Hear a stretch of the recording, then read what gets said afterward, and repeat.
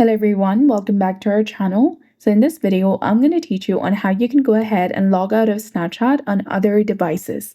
So go ahead and launch your Snapchat application on your mobile device and log into your specific account.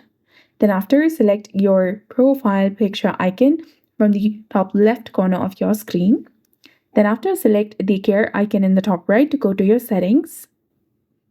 From the settings page, scroll down and there you'll get the option of session management, which is between language and app appearance. Go ahead and select session management option. And this page will show you a list of devices or the places that you're logged in. If you want to go ahead and log out of a specific device or place, go ahead and select this cross icon that is beside it. And once you do that, you need to tap on OK to confirm and you'll be done. This will log you out of that specific device or place. Another thing you can do is you can also go ahead and change your Snapchat password, which will automatically log you out of all other devices except the one that you're currently using.